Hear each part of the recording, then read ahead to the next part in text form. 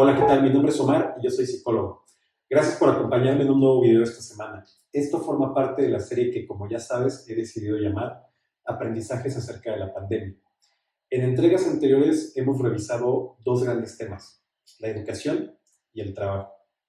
Cuando comencé a trabajar en esta serie, cuando llegó a mí la idea, la visualicé con 4 pilares. El día de hoy abordaremos el tercero, que es la salud mental. Estos 4 pilares considero son temas sumamente importantes, de los cuales se derivan otros que serán abordados en más videos. No serán solamente 4, sino será una serie un poco más amplia.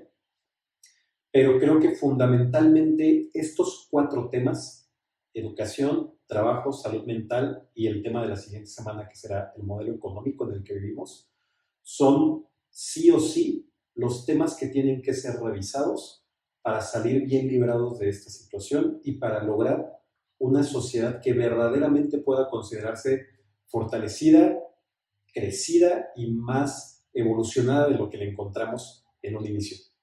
Como ya sabes, mi teoría es que hay dos posibles caminos. Creo que esto que hemos atravesado puede fácilmente ser usado para eh, generar un retroceso o un perjuicio a nuestra vida comunitaria. Legislaciones injustas, miedos, dudas, pensamiento sectario, el fomento de la ignorancia, la división de las comunidades. Y creo también que si tenemos la suficiente inteligencia y astucia y perseverancia para perseguir el análisis y el aprendizaje de estos temas, podemos también generar una sociedad resiliente, fortalecida, mucho más empática, colaborativa. Pero no será gratuito. Tendremos que generar un compromiso a nivel grupal e individual en deconstruir este tipo de cosas y a partir de ese terreno o a partir de ese punto cero, volver a construir. Para no dar más vueltas, el tema del día de hoy, como lo mencioné, es la salud mental. Un tema igual o quizás incluso más importante que los que ya he tratado y el que trataré la siguiente semana, pero que es sin duda alguna el más ignorado, el más negado y el que ha experimentado la más grande negligencia históricamente hablando. ¿Cómo concebimos la salud mental? En una sociedad como México y en Latinoamérica en general, la salud mental, para empezar, no es salud, es enfermedad mental. ¿A qué me refiero con esto? Vivimos en sociedades que históricamente han estigmatizado el hecho de tener trastornos o enfermedades mentales. Consideramos que la persona que padece este tipo de trastornos es una persona que está loca, es una persona que, dependiendo de las creencias de cada comunidad, es incluso una posesión demoníaca, es una persona que de alguna manera está pagando por cosas que hizo, es una persona que de alguna manera se merece esto, o incluso el estigma es tan grande que no solamente es una persona que está pagando por algún mal que hizo, sino que es incluso resultado de los males de sus padres. ¿Qué tuvieron que hacer los padres para que esta persona en este momento naciera con una enfermedad mental? Hay muchísimos estigmas alrededor. Mientras las enfermedades físicas han desarrollado algo que yo llamo una identidad o una personalidad propia, las enfermedades de salud mental no. ¿A qué me refiero con esto?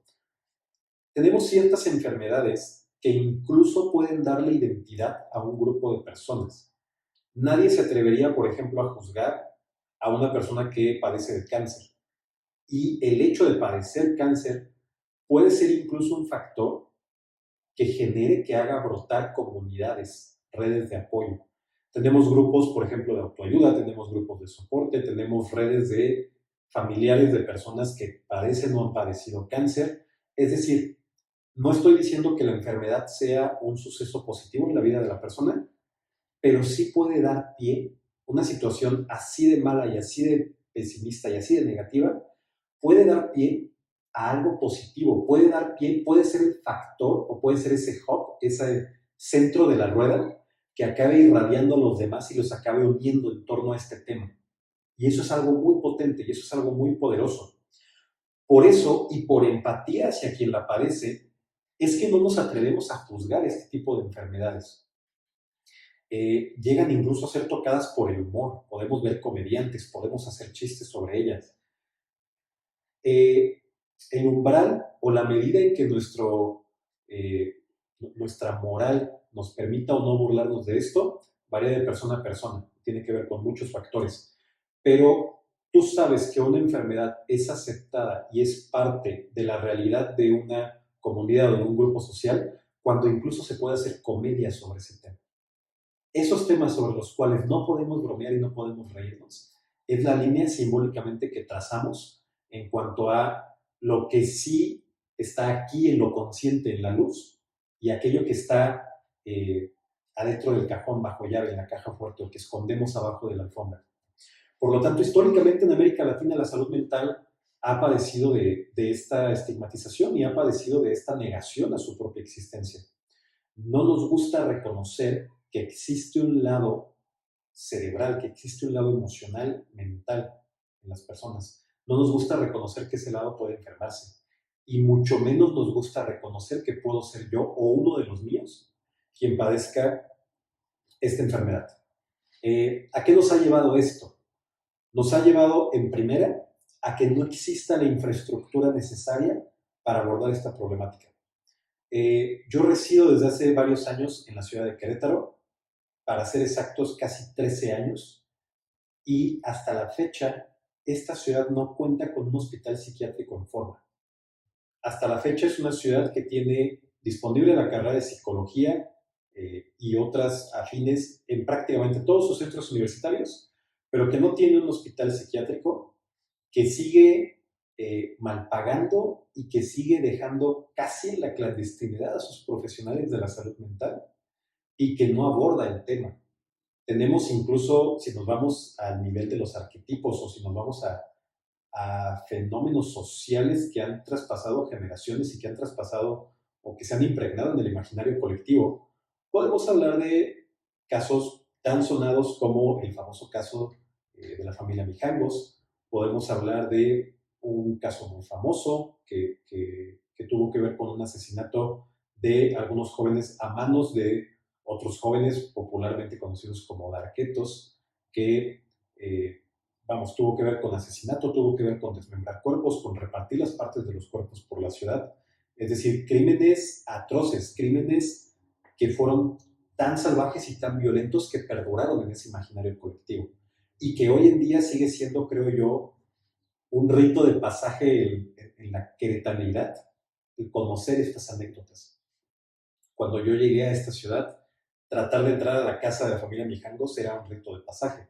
La casa hoy en día es casi inaccesible, precisamente para evitar este tipo de acciones que eran extremadamente comunes. ¿Qué nos dice esto? Que hay claramente temas de salud mental que deben de ser atendidos, pero que no lo son, porque no hay una infraestructura. Tenemos, creo yo, a los profesionales necesarios para hacerlo, pero no le dotamos a esos profesionales de la infraestructura que necesitan para poder trabajar.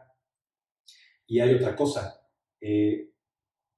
este tema de salud mental es tan tabú aún en esta sociedad conservadora, en esta sociedad rígida, que los casos como los que mencioné se vuelven mitos o leyendas urbanas. Hay infinidad de distorsiones acerca de ellos, hay infinidad de interpretaciones e incluso buscamos barrerlos, buscamos desterrarlos a otras latitudes. Claudia Mijangos no puede estar en Querétaro, tuvo que ser hospitalizada en otra ciudad, tiene que vivir en otra ciudad, tiene que existir dentro de mi cabeza en otra ciudad, porque no puede ser parte de esta ciudad, porque aquí no hay locura, porque aquí no hay este tema de insanidad, porque aquí no se toca la salud mental. Entonces, quizás para ir comenzando, estoy tocando un ámbito demasiado local, pero son algunos ejemplos que creo que se pueden extrapolar a México y guardando las proporciones a Latinoamérica en general, y que hablan del estigma y del tabú que hemos construido alrededor de este tema. Ahora también, ¿qué sucede con la salud mental?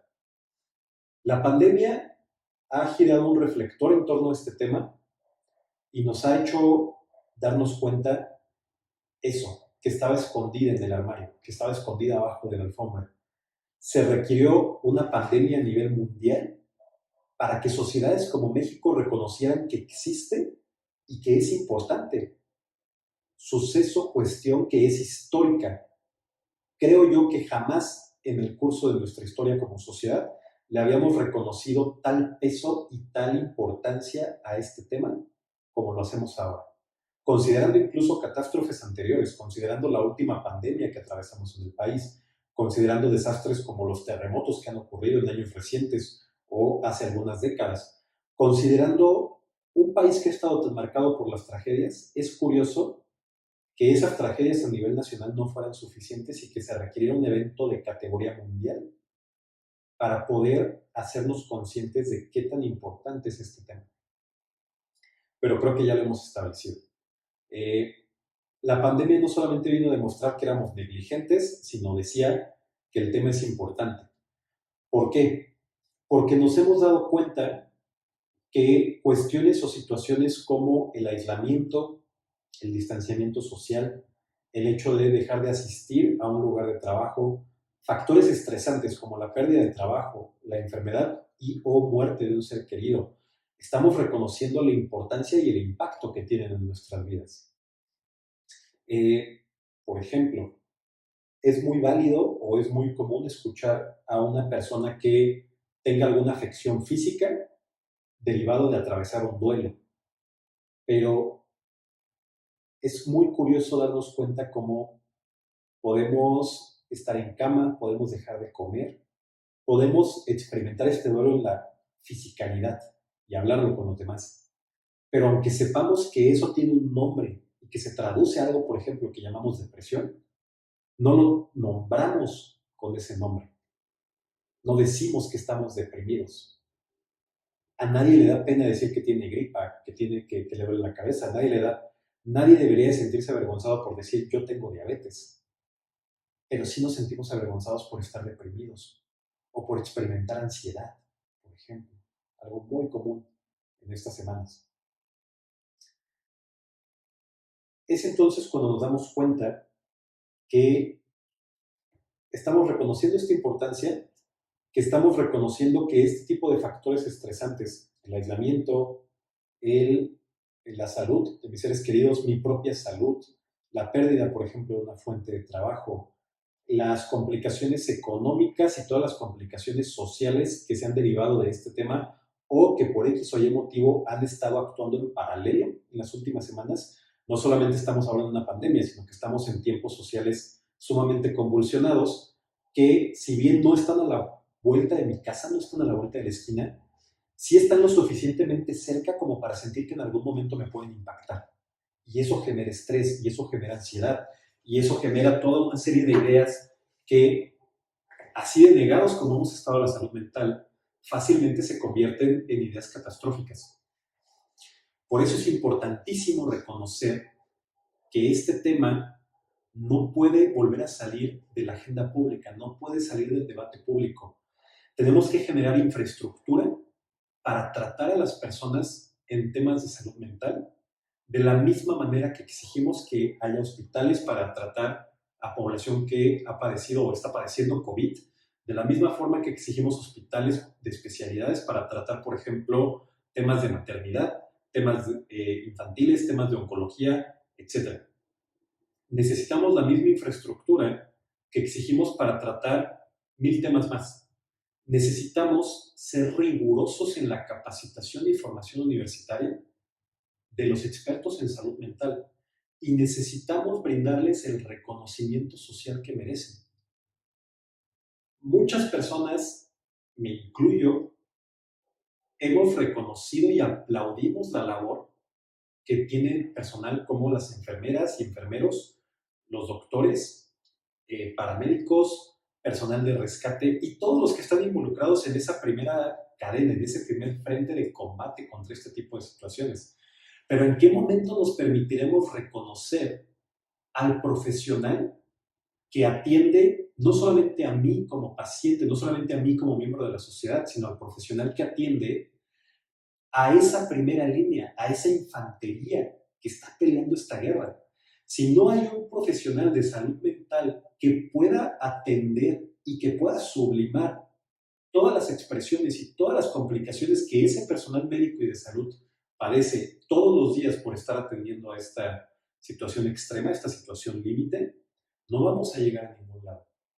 Por más conocimientos, formación y profesionalidad que muestre un médico, una persona que está quemada, cansada, que está ansiosa, que está estresada, que está deprimida, que tiene un miedo inmenso de poder contagiarse y ver su vida en riesgo, que está tronado por no poder ver a sus hijos, que tiene que, encima de todo, sufrir el escarnio social y pensar si en algún momento me van a aventar cloro en el autobús o voy a tener que vivir en una camioneta afuera del hospital, como es un caso real en Tijuana.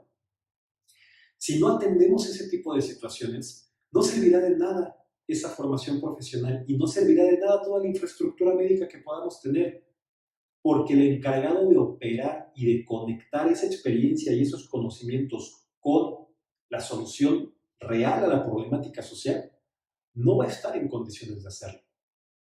Necesitamos personas que sanen a los sanadores y necesitamos reconocer de una vez por todas que la necesidad de esa sanación emocional no es un símbolo de debilidad, es un símbolo de humanidad y es algo que me vuelve fuerte.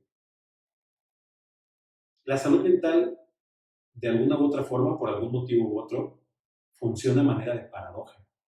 Mientras más niego mi vulnerabilidad, mientras más niego que hay un lado emocional a mí, es mucho más probable que me vuelva disfuncional, que me vuelva incapaz de manejar esa vulnerabilidad, esas emociones, y que entonces termine paralizado, sin poder realizar las tareas que yo requiero o sin poder superar los obstáculos o las diferentes situaciones de vida.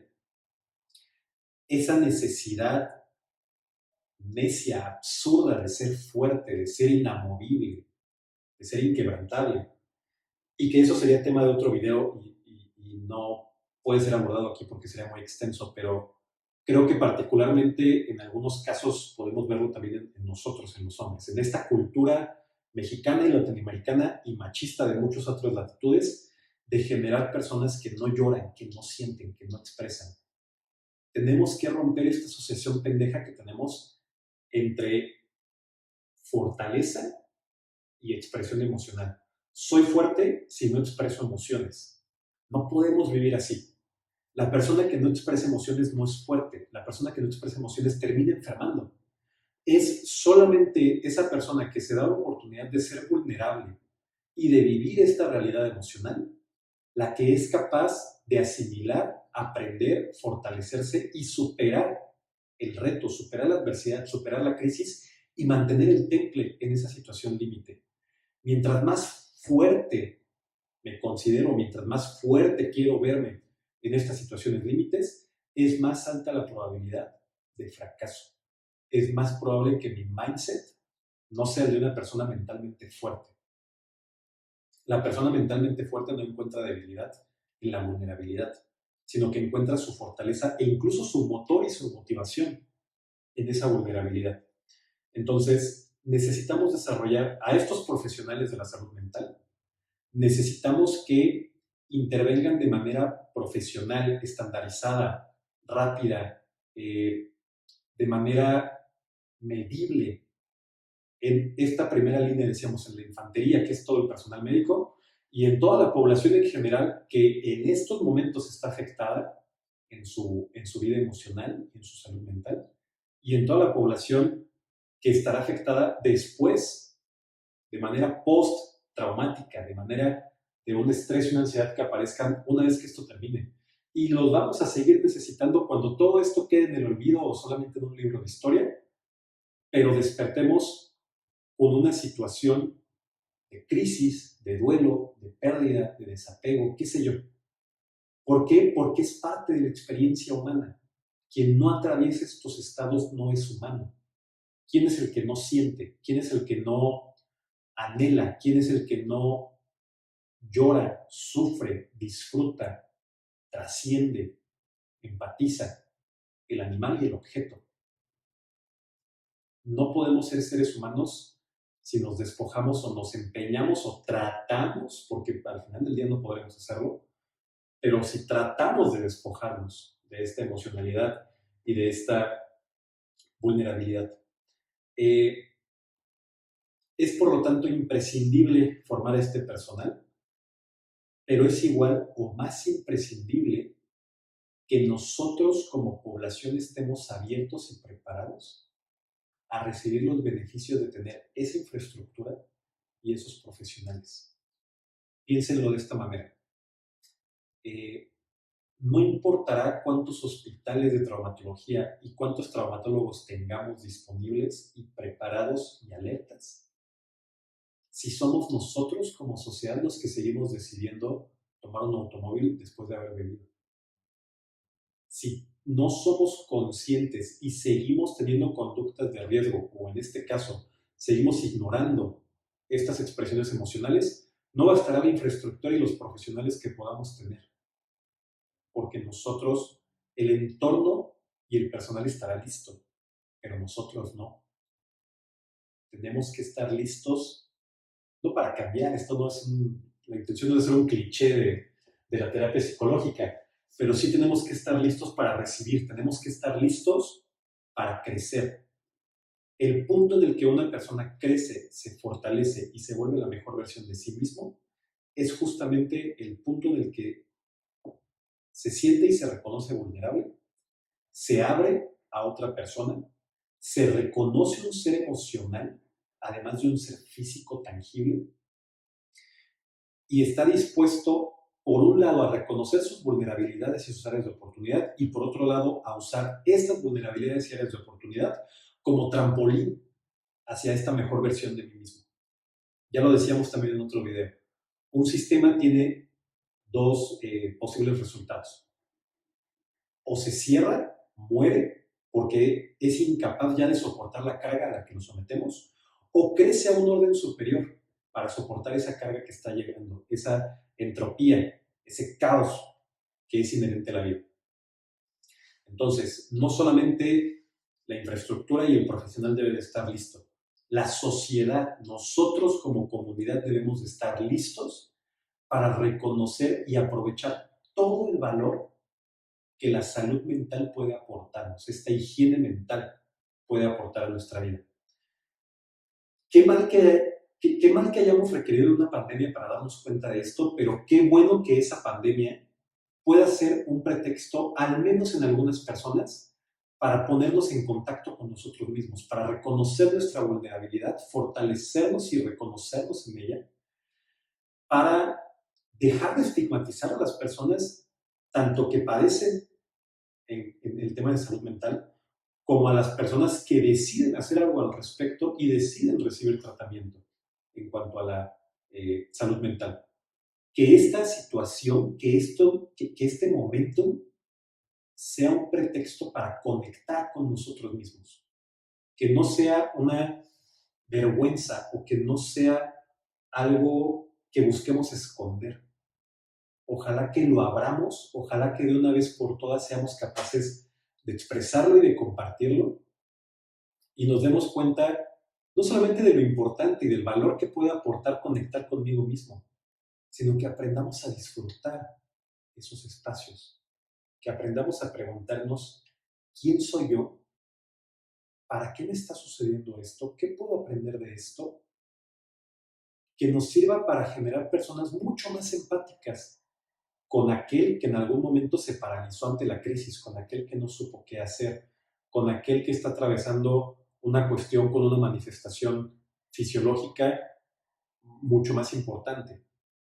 Que dejemos de juzgar a quien padece temas de salud mental y empecemos a empatizar con esas personas y que hagamos esta introspección y este análisis dentro de nosotros mismos y nos demos cuenta que al igual que en la medicina, estrictamente hablando en la medicina física, no solamente cuenta curar, sino cuenta prevenir. ¿Cuántos de nosotros hemos ido a terapia para tratar de tapar ese hoyo que ya está ahí, para tratar de ganar esa guerra interna que ya tiene quizás años librándose? Pero ¿cuántos de nosotros hemos en alguna ocasión acudido a un espacio de escucha, de empatía, de apoyo emocional, no para curar o para tapar algo, sino para prevenirlo, para hacer un trabajo personal de crecimiento, de introspección, de autoconocimiento. Estoy seguro que de todos los que están viendo este video, no podremos encontrar a uno solo, incluso los que tenemos formación en la salud mental. ¿Cuándo vamos a aprovechar las herramientas que tenemos enfrente y que nos permitirían llegar a un orden mucho mayor como personas, como seres humanos, como seres que viven en comunidad y como seres capaces de empatía y seres capaces de generar lazos mucho más profundos que la mera relación social con el otro? Entonces, no quiero que esto se malinterprete, jamás me va a alegrar un suceso que ha traído sufrimiento y que ha cobrado la vida de muchísimas personas, pero sí agradezco que si estamos ya en medio de este huracán, de esta tormenta, pueda ser usada como un pretexto para conectar con nosotros, para conectar con los demás, para reconocer a quien sana a las personas y a quien sana a los que sanan a los demás, que usemos esto como pretexto para exigir la formación académica y la infraestructura necesaria y que usemos esto como pretexto para dejar de creer que ser vulnerable es ser débil. La vulnerabilidad es nuestra fortaleza y ojalá que así como estamos ya poco a poco aprendiendo a ir a un médico para prevenir la enfermedad, podamos ir con el profesional de la salud mental para prevenir el burnout, para prevenir el punto de no retorno, para prevenir el punto donde estamos corriendo sin aceite y necesitamos parar, sino que sea un punto más que paliativo, sea una cuestión de potenciar nuestras capacidades y nuestro lado más positivo y sano. Entonces, no solamente es una cuestión académica, sino es una cuestión social. Hablemos de salud mental con los demás. Abramos las puertas y seamos capaces de expresar y de hablar de esta vulnerabilidad con los demás. Nosotros como hombres seamos capaces de tener relaciones de amistad profundas, vulnerables, íntimas con otros hombres y con mujeres. Sobre todo, no lo digo porque las mujeres no puedan hacerlo, sino porque es una deuda particularmente con nosotros, que hemos sido educados para sexualizar prácticamente cualquier pensamiento que pase por nuestra mente. Dejemos atrás esas prácticas y comencemos a generar lazos de amistad verdaderamente íntimos, donde nos sintamos acogidos, escuchados, entendidos. Y abramos esas puertas a los demás. Hablemos de salud mental. Expresemos nuestro estado emocional y nuestro estado anímico. Fortalezcamos ese lado. Seamos capaces de, con la misma soltura con la que vamos a un gimnasio o entrenamos nuestro cuerpo, seamos capaces de entrenar y fortalecer nuestra mente. No como un signo de vergüenza, sino como un signo de orgullo. Seamos nosotros agentes de cambio y con esos amigos, familia, compañeros de escuela, de trabajo, hablemos de salud mental. Generemos una cultura de bienestar emocional para todos. Esas son las reflexiones que tengo acerca de este tema. La siguiente semana abordaremos el otro que considero el último gran pilar, que es la cuestión en cuanto a modelo económico y cómo hemos vivido y cómo hemos organizado y desarrollado nuestras sociedades, pero será un tema para la siguiente semana. Te agradezco muchísimo el tiempo para ver este video. Perdón si en algún momento fue repetitivo, perdón si en algún momento fue redundante o si estas entregas no han sido tan fluidas como otros videos. No estoy elaborando un guión preestablecido, sino que estoy arrojando al aire mis ideas. No pretendo responder preguntas, pretendo generar preguntas que nos lleven justamente a la reflexión. Me encantaría, y el objetivo de esta serie es que se genere un diálogo entre nosotros. Recuerda que hay varios canales para hacerlo. Aquí abajo encuentras los comentarios para que puedas expresar cualquier cosa que quieras comentar en cuanto a este video en particular, en cuanto a la serie, en cuanto al canal o hacer algún aporte de cualquier tipo. Recuerda también que en la descripción del video encuentras mi teléfono y mi correo electrónico en caso de que quieras iniciar algún proceso de terapia o de coaching, o que simplemente quieras contactarme para colaborar o para rebotar ideas en algún sentido. bienvenidos. Creo que una gran ventaja de la situación en la que estamos en este momento es la virtualidad, así que con ese par de datos de contacto que te proporciono, así estemos del otro lado del mundo, fácilmente podemos hablar, podemos tener una conversación que estoy seguro que podría enriquecernos a ambos. Así que cualquier persona, aprovechando el tema del video, que requiera un seguimiento o apoyo de salud emocional, sin importar condiciones o sin importar capacidades económicas, por favor, háganle llegar este video o háganle llegar mis datos de contacto y yo me encargaré personalmente de brindarle la ayuda y el espacio necesario, independientemente de los pocos o muchos recursos económicos con los que pueda contar.